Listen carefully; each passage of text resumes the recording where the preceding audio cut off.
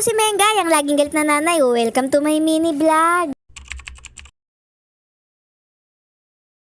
Sa city, wala rin pong pasok, all levels public and private.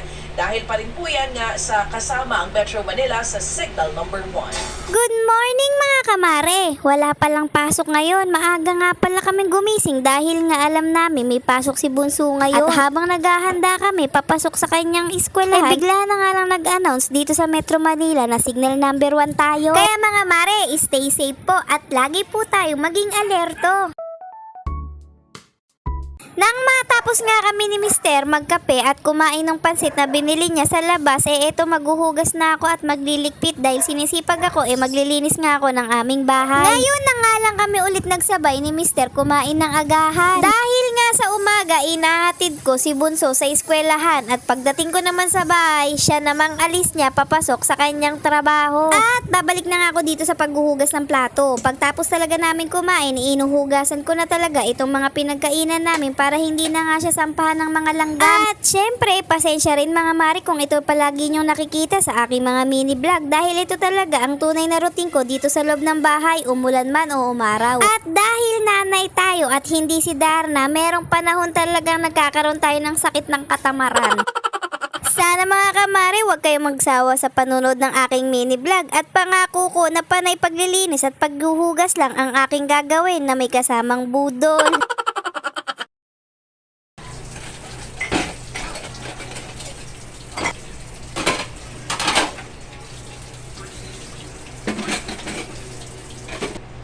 Nung matapos ko na ngang mahugasan yung mga pinagkainan namin, tapos na rin si Mr. mag-asikaso dahil papasok na nga siya sa trabaho. Sa gabi pa lang, naka-prepare na lahat ng gagamitin ni Mr. para sa umaga mabilis siyang makakilos. Dito naman sa kwarto ang isusunod kong lilinisan dahil ilang araw nga walang linis itong bahay namin dahil meron nga akong sideline na inaasikaso. Dahil magpapasko na nga, sumasideline nga ako para nga makaipon ng pangpintura dito sa loob ng aming bahay. Nagbabalak din kasi ako maglagay ng binil kaya ito nag-iipon kami talaga mag-asawa ngayon. At balik tayo ulit dito sa paglilinis ko dito sa loob ng bahay namin. Itong cabinet area na to talaga lagi tinatambakan ng kung ano-ano ng mga to.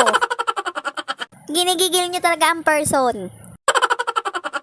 At pagkatapos ko nga punasan yung mga cabinet nito, tamang pagpag lang ako ng unan at ito magwawalis nga lang ako rito hanggang dun sa kusina namin. At tignan nyo naman yung anak ko, ikot ng ikot, parang turumpo na naman at hindi niya na naman alam kung saan siya pepwesto.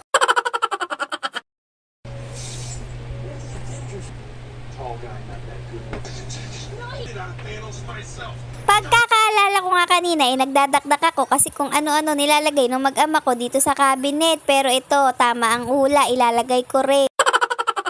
At ito lang muna ang kaganapan ngayong umaga dito sa aming munting tahanan. Paulit-ulit kong ipapaalala mga kamare, meron pong bagyo kaya panatilihin nating mag-ingat at palagi maging alerto sa ating kapaligiran. Mga mare, hanggang dito na lang muna ang aking video kaya magkita-kita tayo sa susunod kong mini vlog. Bye!